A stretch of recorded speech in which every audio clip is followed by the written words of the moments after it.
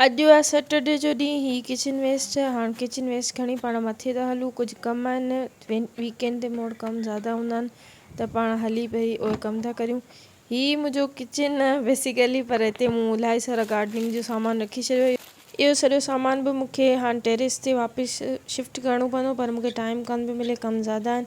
पहिरीं त हुते ॿुहारो ॾी थी वठां। हिते मुंहिंजा प्लांट्स पहिरीं रखियल हुआ, उनखां पोइ मूं उन्हनि प्लांट्स खे सभिनी खे टेरिस ते शिफ्ट कयो। त हीअ मिटी, हिन में कोकोपीट बि आहे, इहा पाण वेस्ट कान कंदासीं। पहिरीं सॼे पोर्शन खे ॿुहारो थी ॾेई वठां, उनखां पोइ इन मिटी खे पाण पंहिंजी किचन कंपोस्ट में ऐड करे छॾींदासीं। इहो पंहिंजो ड्राई मटीरियल जो कमु कंदो आहे हिते। मुंहिंजे चैनल ते तव्हां सभिनी खे वेलकम। हिते तव्हांखे कुकिंग ऐं गार्डनिंग सां रिलेटेड वीडियोस मिलंदियूं।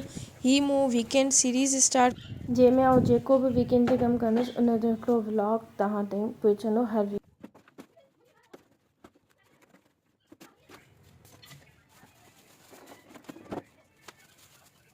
हिन में बेसिकली सब्जियुनि जा छिलका हूंदा आहिनि, बेदनि जा बि छिलका हूंदा आहिनि। इन में कैल्शियम हूंदो आहे, इन लाइ पाण बेदनि जा बि छिलका विझी सघूं था।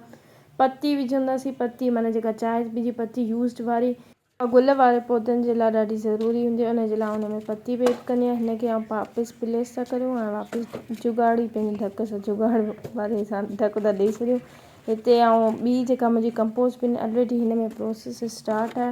हिन में मूंखे किचन टी बि मिलंदी आहे, इनखे हिकिड़ो दफ़ो मिक्स करे था छॾियूं। हाणे मुंहिंजी तबियत हीअं थोरी डाउन आहे, उनजे लाइ पाण ॿिया कम जेके न शाम जो कंदासीं, जेतिरा पाण खां थी सघे। हाणे शाम थी वई आहे। हीअ पंहिंजा नीम वाटर मूं ठाहियो हो, उहो खणी आउं मथे आई आहियां।